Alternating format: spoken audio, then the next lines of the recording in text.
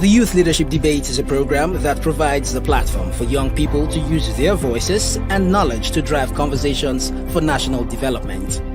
It is an initiative of the Nigeria Youth Futures Fund, NYFF, implemented by Leap Africa in collaboration with the MacArthur Foundation and the Ford Foundation. The 2022 Youth Leadership Debates also aims to give confidence to the voice of young people and leveraging on it as an effective tool to cause a transformed Nigeria. Its goal is to provide capacity building to young people across tertiary institutions and support them to critically evaluate information, advocate from the point of knowledge, and to collectively shape their future of Nigeria. The conversations led on the platform of the Youth Leadership Debate goes on to equip the contestants with needed knowledge to be active citizens leading a change. The EndSARS protest of 2020 showed that young people can speak with one voice and cause a change. The Sorosoke movement, which means to speak up in Yoruba language, a ripple effect of young Nigerians' resistance to police brutality through the EndSARS protest, was an eye-opener for government, the youth, and development agencies. Now, while it is important to encourage young people to Sorosoke, they must be guided to do it the right way. More so, institutions of higher learning have a leading role in providing solutions to the myriad of challenges facing society, cutting-edge research and innovative activities. Universities are places where young people are equipped to engage in intellectual debates that have national relevance and to provide solutions to socio-economic issues. So, Leap Africa, through the Youth Leadership Development Programs, build the capacity of young Nigerians in leadership and active participation in the nation's affairs, helping to shape the country's future for long-term development.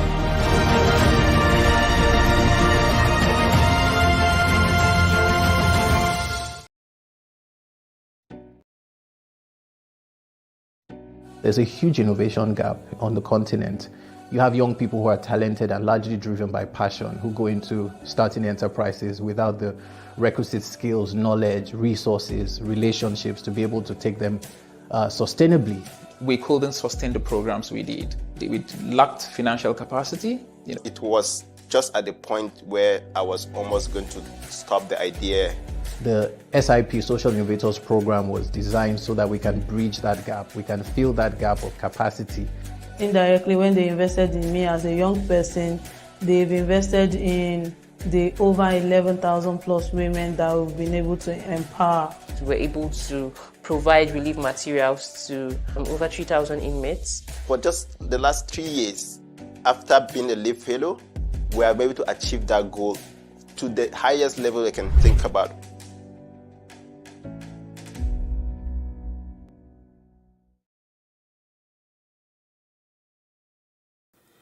The Youth Leadership Debate is a program that provides the It's the Youth Day of Service, and it's really in commemoration of the International Youth Day. The Youth Day of Service is leadership in action. We're all about inspiring, equipping, and empowering a new cadre of African leaders that will transform themselves personally, the community, and the entire Africa.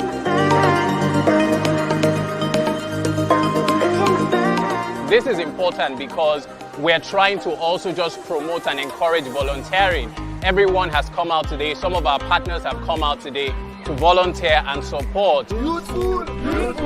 Our partnership with the Leap Africa on the Youth Day of Service is key to creating social impact in the lives of communities, in the lives of youth members, in the lives of everyone around us. Young people are vibrant, young people are creative, young people are innovative, and so you can't even begin to imagine the kinds of projects that we have seen so far.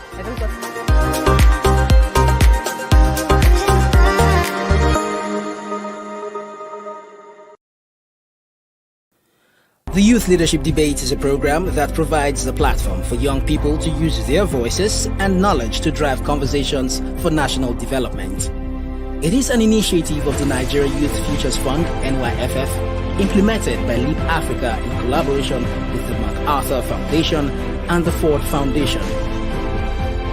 The 2022 Youth Leadership Debates also aims to give confidence to the voice of young people and leveraging on it as an effective tool to cause a transformed Nigeria.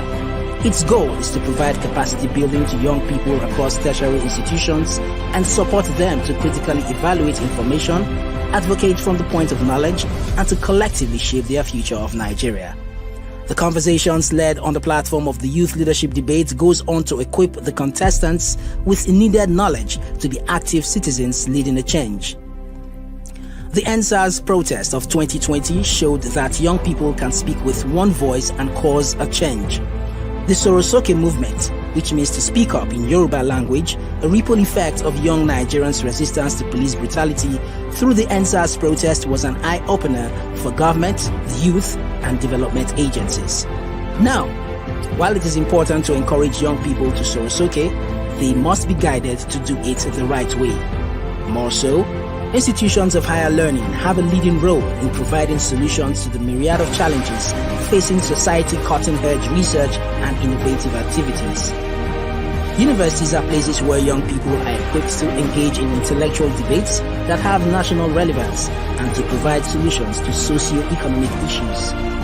So, Leap Africa, through the Youth Leadership Development Programs, build the capacity of young Nigerians in leadership and active participation in the nation's affairs, helping to shape the country's future for long-term development.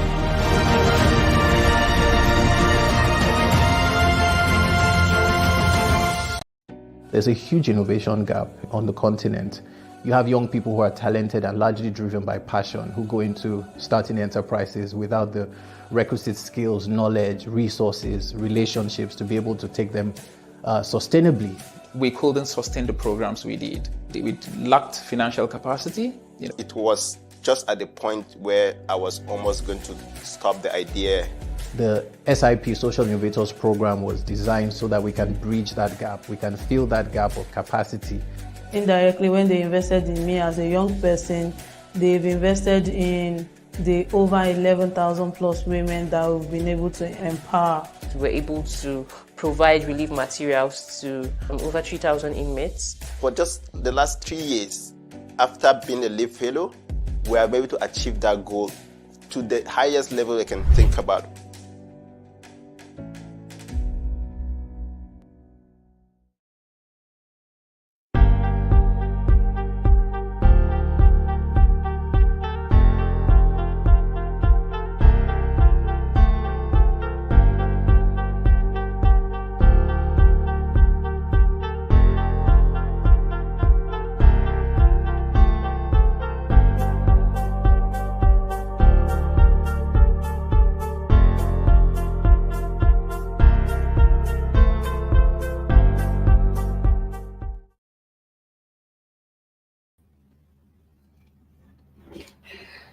Good morning, everyone, and welcome to this supplementary round of the Youth Leadership Debate Elimination Round 2. The Youth Leadership Debate is an initiative of the Nigeria Youth Futures Fund, NYFF, and it is implemented by Leap Africa. It provides a platform for young people across tertiary institutions to advocate from a position of critically evaluated information, equipping them to be active citizens who collectively shape the vision of the Nigeria we want. This debate series is supported by MacArthur Foundation and Ford Foundation. Before we go any further, I'd like to welcome our judges for this supplementary round. We have in the room Osarume Akenzwa, who is the programs manager at Leap Africa. We also have Enoch Haruna, senior coordinator, grants and business development at Leap Africa. And of course, we have Mercy Oguche. Good to have you back again as a judge, Mercy. She is the city project coordinator at Leap Africa. We'll dive straight into the debate for today. And our topic is the gig economy is redefining Nigeria's unemployment landscape. We have two teams debating this topic today, the University of Lagos and University of Abuja.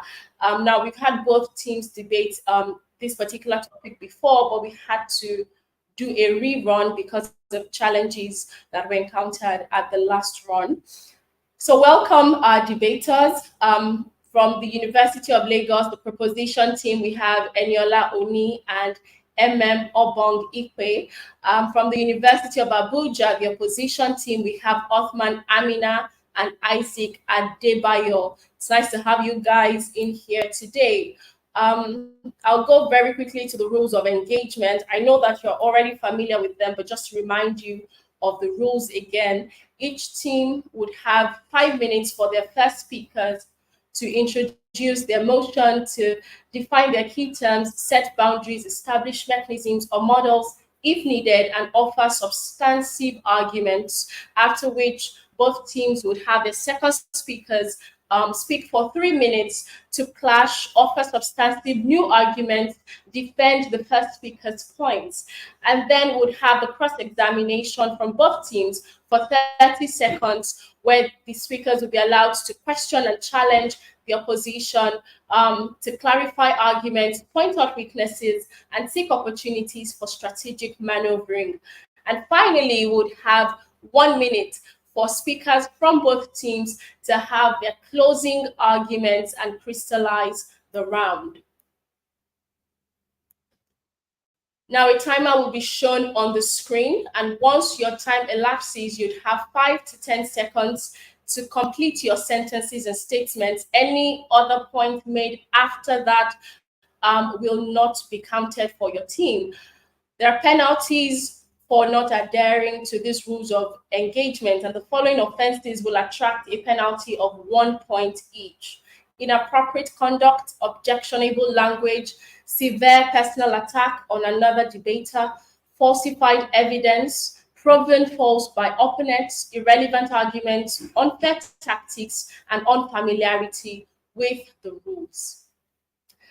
All right, welcome again, everyone, our viewers, our judges, and our debaters. If you are ready, we are also ready to get into it. So I'll be calling on the first speaker of the proposition team, the University of Lagos, Eniola Oni, to give us the opening argument. You have 5 minutes, Eniola Oni, over to you. Esteemed judges, co-debaters, and my audience, good morning. We are here today to discuss a pivotal topic that resonates deeply with the changing dynamics of our workforce and economy in Nigeria. I am Eniola Oni, and I am here to propose the motion that states that the gig economy is redefining Nigeria's unemployment landscape. The gig economy is a free market system, and organizations and individuals hire independent workers for short-term commitments. We have popular gig platforms like Fiverr, Upwork, and bringing it further home, Bookings Africa, SideGig.co, and other gig avenues like Making Deliveries, Uber, and so on. Also, according to the Merriam-Webster dictionary, to redefine means to define something, like a concept, again. It is important to note that redefining can be positive or negative.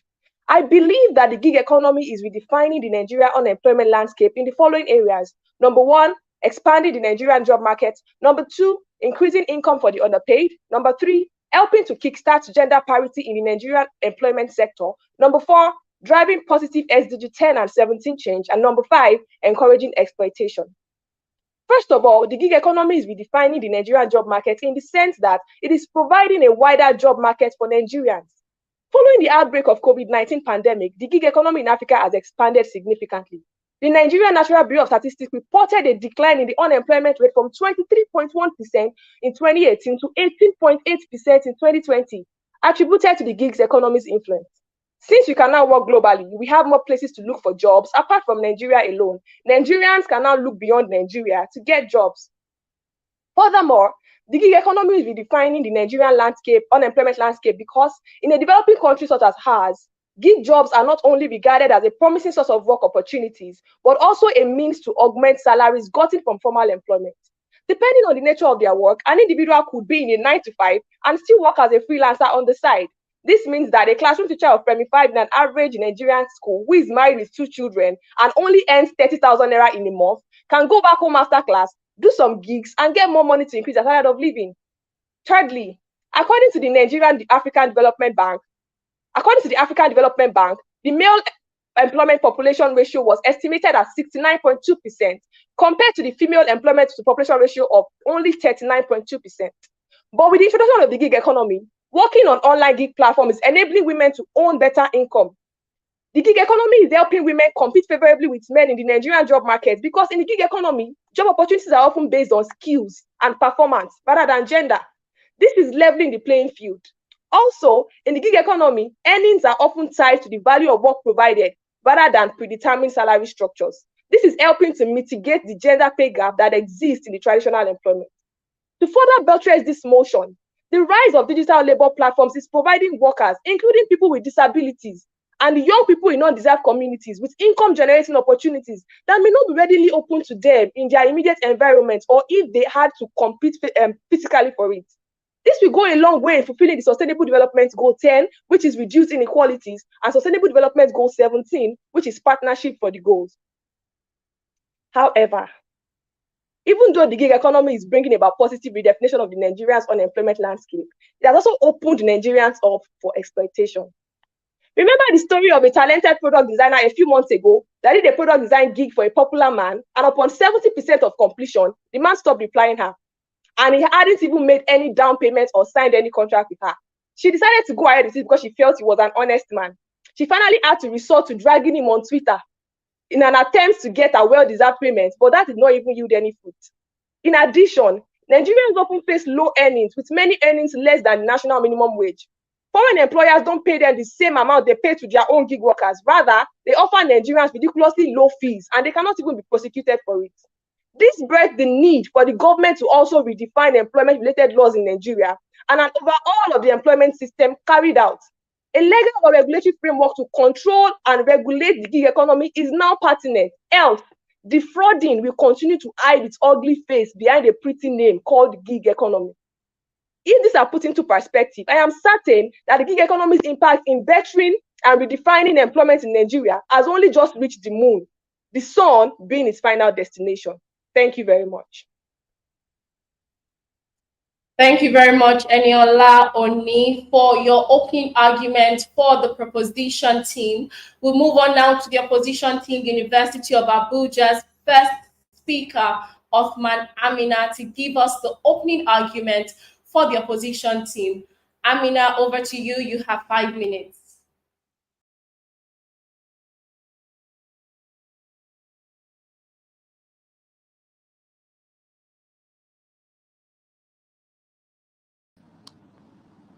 Okay, my indefatigable Nigerians, good day to you all. Sitting here before you this beautiful morning is no one but the bearer, Othman Amina, representing the prestigious University of Abuja to speak against the topic. The gig economy is redefining Nigeria's unemployment landscape. Firstly, what is gig economy? Gig economy is a labor market characterized by short-term contracts, freelance work, or project-based work. So my question is, and as long as it is a short commitment, is it durable or is it sustainable? But with the following point of mind, I'll be speaking against the motion that gig economy is not redefining Nigeria's unemployment landscape. Although it is important to note the fact that it has gained significant attention in Nigeria since the outbreak of the COVID-19 pandemic. But then it is also important to note the challenges associated with this sector. Firstly, gig workers claim that gig economy makes everything flexible for them. But in gig economy, flexibility actually means that you have to be available at every single point in time that your employee, your contractor wants you to provide a particular service that you provide to them, which affects the work-life balance, sleep patterns of people, that affects their mental health, because in the time that our brain needs to relax, and then it's flexible, but then you're working in the four walls of your house or in the four walls of any of your comfort zone, but then at any time you can get a call and say, okay, do this for me, without them thinking about, okay, is it proper for me to do it this way, or don't they have any other thing that needs their attention in their life? Another thing is, gig economy workers do not have benefits of the formal employees, such as healthcare, insurance, or pension. They have no retirement account. It leads to skills limitation and underutilization and skills mismatch, because these gig workers, most times the gig economy employers are looking out to people, okay, maybe a writer, a spoken word poet, a speaker, a journalist, or something. Does that mean it is only meant for those proportion of people? And we are looking forward to a Nigeria where we redefine our unemployment landscape for all, not for a small proportion of people. Is that going to sustain us for a lifetime? What of those that are living in the rural communities? Because it's only those in the urban communities that have access to these technologies, these digital platforms that can make us be beneficiaries of the gig economy. What of those in the rural communities? It's more like you're sidelining them, you're taking them outside the box. As long as they are Nigerians, the gig economy is supposed to be beneficial to all. But it's so sad to note that it is not beneficial to all because those in the rural community are not benefiting from this platform. In Nigeria, there is no law that is regulating the gig workers because they are not even seen as employees. They are seen as independent contractors. So as long as you are not seen an employee, how is this redefining the unemployment landscape in Nigeria?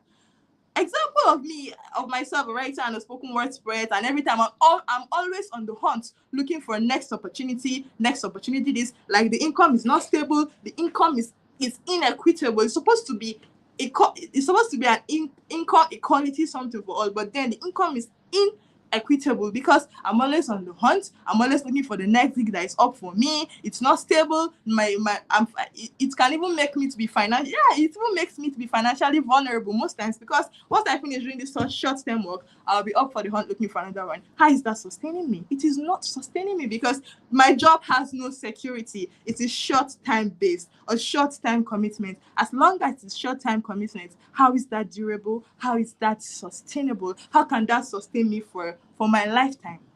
Because it will leave me financially vulnerable. Future employment opportunities are not even there. It will hinder me from advancing. Gig economy workers, it hinders them from advancing in long-term career development because they are always working they already have this mindset of, okay, gig work, short performances, short offering of services, and so on. And gig economy perpetuates this caste system because it's only a small number of people that makes a good living while leaving the rest of the people out of it, because most of these gig workers are the Generation Z individuals, which are mainly under 35 years old, maybe from like 10 to 35 years, are mainly the beneficiaries of this platform. What of those that are over 35 years old? What am I going to do if I'm over 35? What is there for me? What is available for the millennials? How is it going to sustain us? How is it going to provide development in Nigeria? How is it going to redefine our unemployment landscape? To me, it's not redefining our unemployment landscape because it is selective. It is working with a particular proportion of people while we are leaving out some people behind. And we want a Nigeria that is beneficial for all. Thank you very much for listening. Thank you very much, Amina, for your opening arguments for the opposition team. We'll move now to the University of Lagos' second speaker to give us the supporting argument, Obong Ikpe. You have 3 minutes for your supporting argument. Over to you. Standing on all existing protocols, I stand to assert that we firmly believe that the gig economy holds the transformative power to redefining Nigeria's unemployment landscape. This phenomenon is indisputably reshaping the traditional understanding of unemployment by introducing new avenues for income generation and changing the way people see work. How? First, economic resilience and adaptability. The economy is inherently adaptable to market fluctuation, which is what we are conversant with in Nigeria. During economic downturns, traditional employment may face layoffs, while the gig economy can provide a buffer through its decentralized and diversified nature, ensuring individuals have alternative income sources. Secondly, dynamic and inclusive workforce. Embracing the gig economy allows Nigeria to harness the power of its youth demographic. Young Nigerians possess digital fluency necessary to thrive in the gig economy, and by fostering their entrepreneurship, Nigeria can create a dynamic and inclusive workforce that adapts to changing global trends. This can potentially reduce the pressure on traditional job market. Thirdly, variety of gig opportunities. It encompasses a wide array of opportunities, including ride-sharing, food delivery, freelance writing, graphic design, and online tutoring. These options transcend the boundaries of traditional sectors, absorbing individuals who were previously excluded from the formal job market. Also, for all the points my opponent made, my opponent has failed to clearly state that by redefining, we do not necessarily mean only a change in the positive direction, just like how my chief speaker said at the beginning. We are saying that while there are some negatives, the gig economy has transformative power to solve the unemployment woes in Nigeria. You just buttress that the gig economy is in fact redefining the employment landscape, but you only capitalize on the negative part of it. But clearly you are supporting our motion. But I don't think it's a matter of debate as to whether it is redefined or not, because clearly it is redefining. I think what we should be talking about is how do we advocate for the establishment of a regulatory body to guide operational standards for both organizations and gig workers, control pricing, and improve payment platforms in Nigeria that will help build trust and encourage international work relationships, thereby harnessing the full potential of the gig economy. If properly managed, gig economy can unlock both individual and corporate potential, thus opening up multiple income streams and revenue pathways for African and Nigerian talent. In conclusion, the statement that the gig economy is redefining Nigeria's unemployment landscape reflects the transformative impact of short-term flexible work arrangements on the concept of unemployment. Gig economy is not only providing alternative income sources, but also challenging conventional definitions and measurements of unemployment. As Nigeria's labor market continues to evolve, understanding and adapting to the dynamics of the gig economy will be crucial for shaping effective employment policies and ensuring well-being of its workforce. Thank you. Well done, second speaker of the proposition team, University of Lagos, Ememobong Ipe. Would move now to University of Abuja's second speaker, Isaac Adebayo, to give us the supporting argument for the opposition team. Adebayo, Isaac, over to you. You have 3 minutes. All right. Thank you very much. Standing on the already established protocol, my name is Isaac Adebayo from the University of Abuja, and I'm going to be supporting what my first speaker has said, that the gig economy does not redefine the unemployment landscape in Nigeria. Taking it from the standpoint of statistics, the KPMG, a very reliable audit and tax company, a global company, recorded early in the year that the unemployment rate of Nigeria is going to increase tremendously to 41%. This is a very alarming 41%. And also, it has shown from the National Bureau of Statistics that in the Q4 of last year, unemployment rate increased to a staggering 37.7%. That shows that from the beginning of the breakout of COVID-19 till now, despite the influx of people into the gig market, it has not reduced unemployment in Nigeria. The statistics have shown that more people have been unemployed or underemployed in the last 3 years. So the gig economy is not sustainable, as my first speaker said. And also, the gig economy is a large oversupplied and saturated market.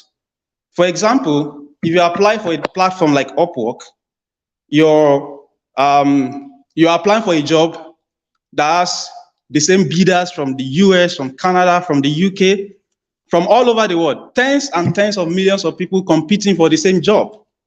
It shows that your chances of getting a job are very low, are extremely low. And not minding the fact that being a Nigerian alone disqualifies you from getting most jobs, because Nigeria has a very battered image abroad. So most people have devised the means of setting their location outside Nigeria, because once you put Nigeria as your location, you are not likely to get a job. The first thing that comes to their mind is, oh, this is a scam. You know, that is the effect of the situation we find ourselves. So the gig economy is not redefining this landscape, rather it's complicating issues. Can you do gig job for life? You cannot do gig job for life. You need a sustainable, job secured environment where you can work with peace of mind, where you can have your time schedules, where you are assured of salary at the end of the month. I know people that do gig works and for 30 days, they do not get a job. How are they going to pay their bills? How are they going to sustain themselves? So these are the issues that arise from the gig economy. And lastly, or thirdly, is that the gig economy is not a sustainable financial model. The financial model is fluctuating. It's not sustainable. It is not something you can do for the rest of your life. There are people that have jumped from one gig to the other without getting any meaningful job. So it shows that there is nothing that can replace the traditional job system. The job market in Nigeria needs to be regulated. The government needs to come on board and provide viable jobs, build factories, let people work and earn their skills. People apply for jobs online with bad marketing skills. They end up being frustrated, jumping from one gig to the other. My opponents cannot deny the fact that they would prefer to work in a place like Chevron or NMPC, where they sit in their office, enjoying the good atmosphere and earning their salary, than jumping online, going from one place to the other, looking for a job, bidding for thousands of jobs while you're being called for an interview. So it shows that our system still permits us. The time is up, Isaac. Thank you. Thank you, and well done to you for the supporting argument for your team, the opposition team. We'll go right into the cross-examinations, and I'd like to call on Obong Ipe to take the cross-examination for the University of Lagos team. You have 30 seconds to do this. Over to you.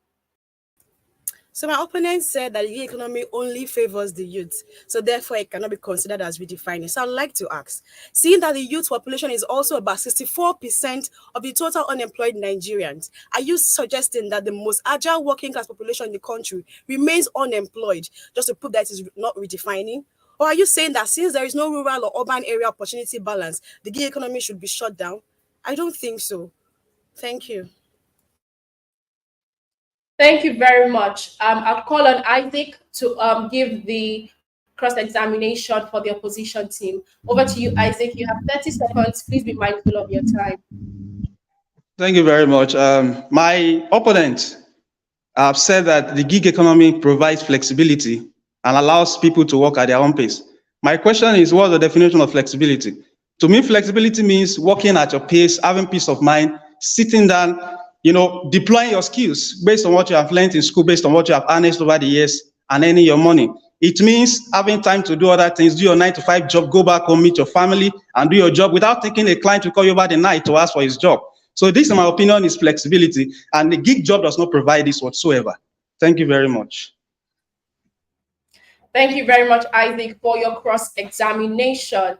Well done to both teams on your interesting arguments. We'll move right into the final and closing statements and arguments from both teams. So I'll call on the first speaker of the University of Lagos, the proposition team, to give us the final argument for this round. Eniola Oni, over to you. You have 1 minute.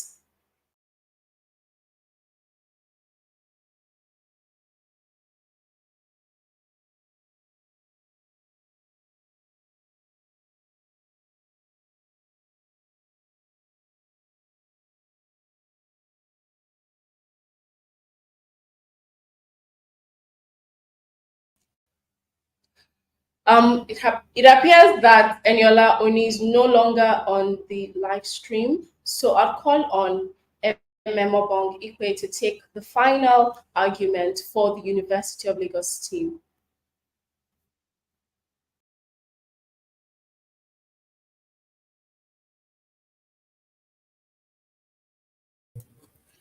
A little drop makes a mighty ocean, and if my opponents paid attention to the motion on ground, redefining means it's an ongoing process.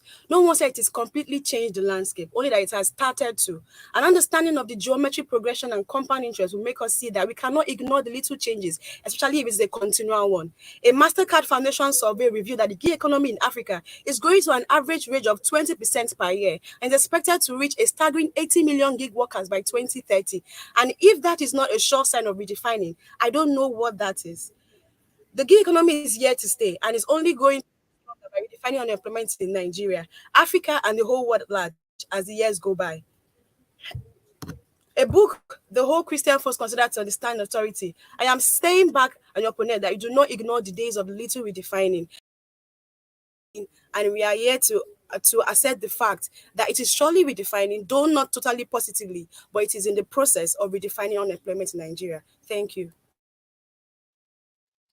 Thank you very much to the team from University of Lagos. Well done to you. We'll now take the final argument from the University of Abuja's team, the opposition team. I'll call on Othman Amina to take the final argument. You have 1 minute. Over to you, Amina. Well, my opponent said that the gig economy is redefined. That I failed to explain the fact that redefining does not mean it's redefining the whole process, but it's making an impact. Well, excuse you, at the beginning of my argument, I did note that gig economy has actually gained significant attention, but it is also important for us to note the challenges and limitations that is associated with this sector. And in your definition of redefining of the gig economy, you said that it provides an avenue for short-term commitment. And the question is short-term commitment, short-term contract, is it sustainable? Is it durable? Can it give us a sustainable life that we want? as a Nigerian for all, and it's working with a small proportion of people. How is it beneficial to all? Because it's mainly the youth, mostly the youth, that are benefiting from the economy, and those in the urban areas. What of those that are living in the rural areas? What are they going to do? Because they don't have access to this digital platforms, equipment means that they are not supposed to benefit from the economy. Thank you. Thank you very much, Amina, for the closing argument for the team from University of Abuja. Well done to both teams. You have done really well.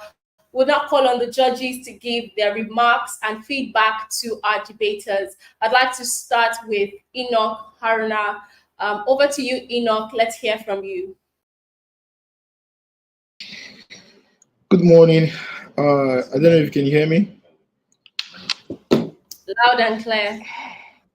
Okay, perfect. So, as always, it was good conversation from everyone who spoke. I love the points. Just to give a bit of comment on my views on a couple of things. For starters, the thing about debate is that you're supposed to be able to give your views from two things for me, basically. Number one is first, statistical backing. I'm very keen on that. I believe that if you're going to share any of the statistics, or if you're going to make a point to back your argument, you should be able to have some form of statistics to back that up. So for me, I think I had an issue with one of Adebayo. I think Adebayo is from the University of Abuja. I have an issue with his statement around the fact that Nigerians are blacklisted once we do try gig economy jobs related. And for me, those are rumors, if I would classify them as anything, because I always say, and that narrative drives a wrong perspective towards even Nigerians trying to get jobs outside. We just believe that the whole European world has something against us. That's a lie. I have to back that up. A couple of people I know, I myself have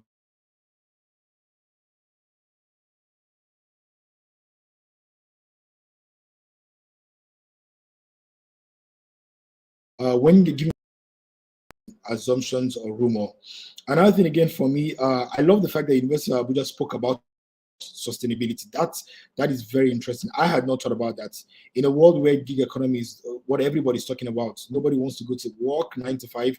Everybody prefers to get a job on Fiverr or on Upwork and all of those things, right? And get those gig jobs. But thinking about the issues of sustainability, right, is very important that we think in that line. You might have a job that gives you thousands of dollars now, but the question is that what happens in the next 2 years when that contract is over?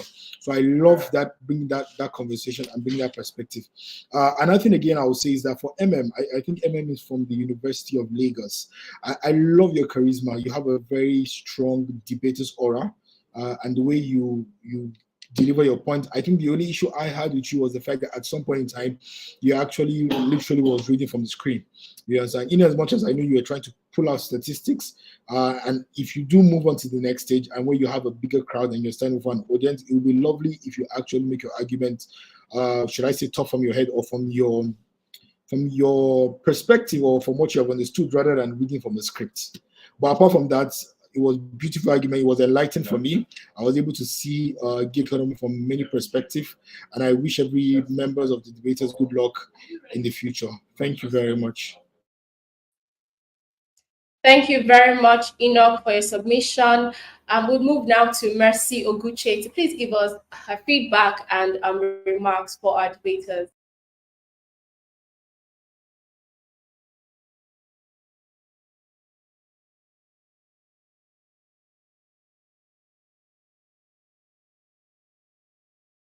So yeah, that was an interesting run, and quite a topic that comes home to us. And so without repeating any of the things that Enoch said, I'm just going to focus on some points of argument. So I'll start with University of Abuja, right?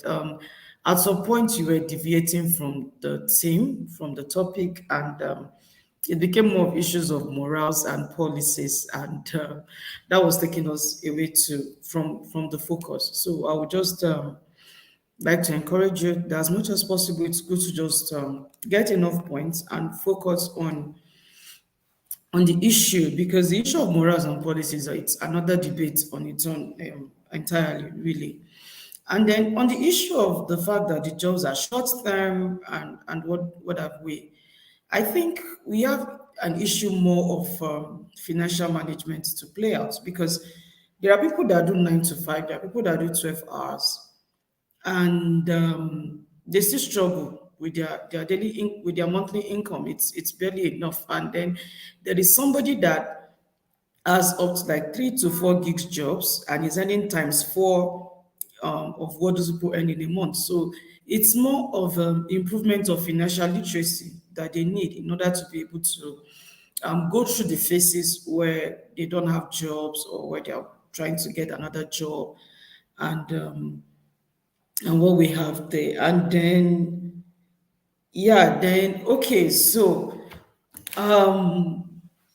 what are the other things I wanted to highlight? Yeah, the issue of comparison of the people that it's available to and people that it's not available to. And then it also boils down to relevant skills.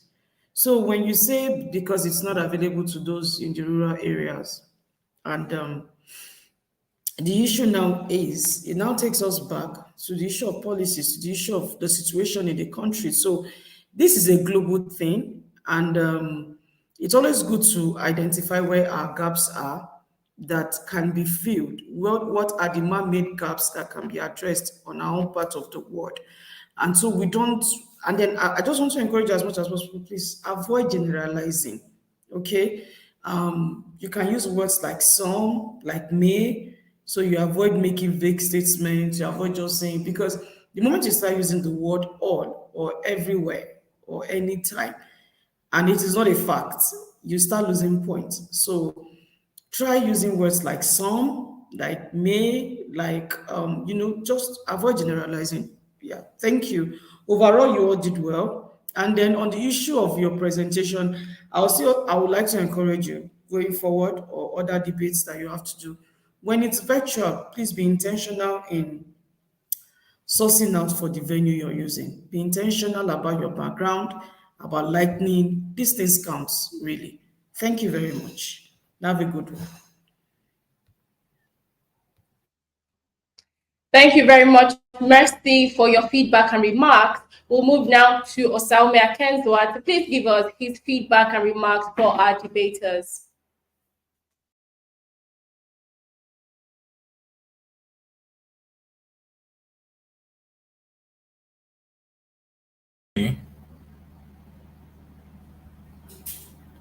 Okay, so well done to all of the participating today. Can you hear me? All right, well done to you. I think that, the judges before me have said it all. I think I would just speak to your strategy. So for the University of Abuja, it's a difficult topic to be opposing, very difficult. And you did considerably well. So what I would say is that every time you come to this sort of debate, you want to be able to argue for both sides. And I think that that's a unique skill that you're also supposed to be building, is that you're arguing from both sides. So you preempt what your other team is going to be saying, and then you drill down to see how you can probe and challenge some of those points. I heard you talk a lot, University of Abuja, about the rural, the urban rural. I think that yes, that was the urban rural. I thought that was your big, your major punchline. But I would have liked to see statistics. Enoch also mentioned that. What are the statistics, and how is this point that you are trying to make backed by numbers? So you want to be very strategic when you are having those sort of conversations. And in your rebuttals or challenging your other side, you want to come up with very solid arguments. I didn't get that much from you guys when you had the opportunity to rebut. But well done. I also agree with Mercy in terms of, presentation. I know it's not the easiest and you're doing the best with the available resources at your disposal, but you need to put in some effort there. But generally, good flow. You were quite organized. I think there were times that your language wasn't as professional, maybe the first speaker. Your presentation style was also pretty decent. So I'll say well done. To University of Lagos, the first speaker, you were very succinct in your point. I liked how you organized your points and how you spoke, very paced. Your second speaker was very rushed. I think she was trying to meet up with the timing, but she went very quickly through her points. So it was difficult to really keep up. So NM, maybe you want to pace yourself next time. I know you have limited time, but it's important that we get and grasp everything you're saying, so you are not just rushing through. Another thing also for you guys is, your tone. It's important that as you are making certain points and emphasis, you are making sure that your tone is adjusted so that you can drive your point home really well. I think your flow was good as well. Your argument, you did give some statistics. I would have loved to see more statistics from you guys, University of Lagos, because you are the one who's proposing that the gig economy has the potential to transform the unemployment landscape. So I'd have loved to see you reel out numbers, some really good numbers there. But very good job from both teams. I will say well done to you. And I hope that in the subsequent rounds, you can be very strategic in preempting what your opposing sides are going to argue so that you are able to give solid rebuttals. Very important. Well done. Thank you very much, Samuel, for your feedback and remarks to our debaters. And with that, we have come to the end of this round. We'll go on a very short break, after which we'll be announcing the team that has won this round. Stay tuned. The Youth Leadership Debate is a program that provides the platform for young people to use their voices and knowledge to drive conversations for national development. It is an initiative of the Nigeria Youth Futures Fund, NYFF, implemented by Leap Africa in collaboration with the MacArthur Foundation and the Ford Foundation. The 2022 Youth Leadership Debates also aims to give confidence to the voice of young people and leveraging on it as an effective tool to cause a transformed Nigeria. Its goal is to provide capacity building to young people across tertiary institutions and support them to critically evaluate information, advocate from the point of knowledge, and to collectively shape their future of Nigeria. The conversations led on the platform of the Youth Leadership Debate goes on to equip the contestants with needed knowledge to be active citizens leading a change. The NSAS protest of 2020 showed that young people can speak with one voice and cause a change. The Sorosoke movement, which means to speak up in Yoruba language, a ripple effect of young Nigerians' resistance to police brutality through the NSAS protest, was an eye-opener for government, the youth, and development agencies. Now, while it is important to encourage young people to Sorosoke, they must be guided to do it the right way. More so, institutions of higher learning have a leading role in providing solutions to the myriad of challenges facing society, cutting-edge research and innovative activities. Universities are places where young people are equipped to engage in intellectual debates that have national relevance and to provide solutions to socio-economic issues. So, Leap Africa, through the Youth Leadership Development Programs, build the capacity of young Nigerians in leadership and active participation in the nation's affairs, helping to shape the country's future for long-term development.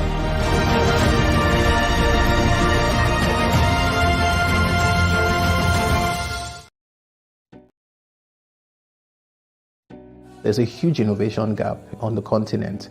You have young people who are talented and largely driven by passion, who go into starting enterprises without the requisite skills, knowledge, resources, relationships to be able to take them sustainably.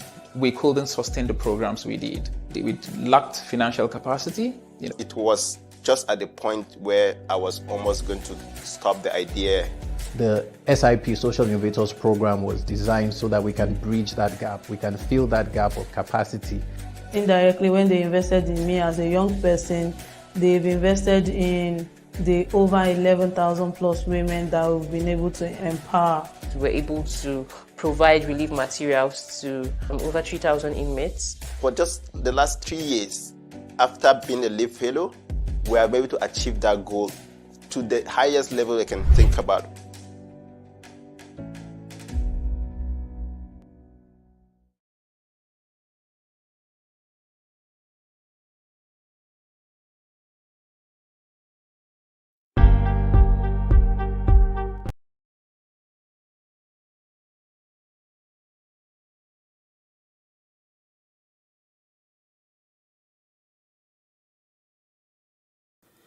The Youth Leadership Debate is a program that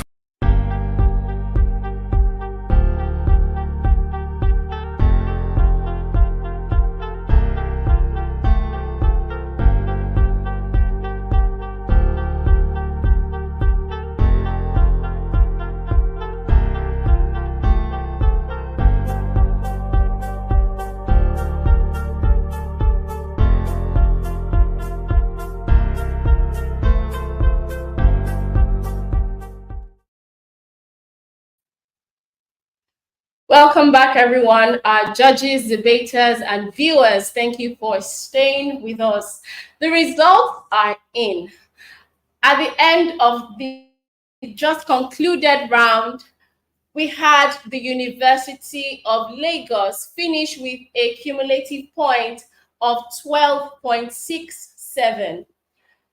And at the end of the round, we had University of Abuja finish with a cumulative point of 11.33, making the winners of this round the team from University of Lagos. Congratulations. And with that, we have come to the official end of the Youth Leadership Debate.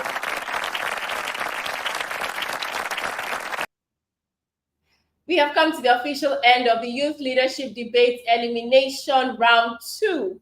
Well done to all the debaters, those who made it through to the next round and those who did not make it through to the next round. You all did very well. Would also like to thank all our judges who have sacrificed their time and expertise to come here and provide fantastic remarks and feedback to our debaters that have helped them to become better debaters. We look forward to seeing all of our debaters who qualified for the next round at the quarterfinals doing even much better than they did on this round. Well done, everyone. And until we see you again at the quarterfinals, I'm Joy Igbinedion, and it has been a pleasure hosting the Youth Leadership Debate by LEAP Africa. Thank you.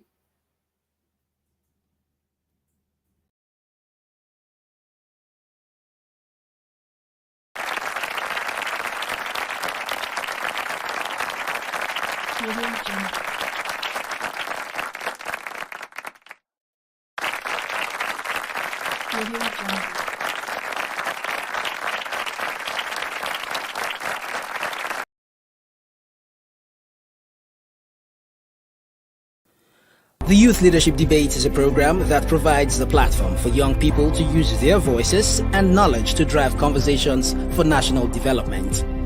It is an initiative of the Nigeria Youth Futures Fund, NYFF, implemented by LEAP Africa in collaboration with the MacArthur Foundation and the Ford Foundation. The 2022 Youth Leadership Debates also aims to give confidence to the voice of young people and leveraging on it as an effective tool to cause a transformed Nigeria. Its goal is to provide capacity building to young people across tertiary institutions and support them to critically evaluate information, advocate from the point of knowledge, and to collectively shape their future of Nigeria.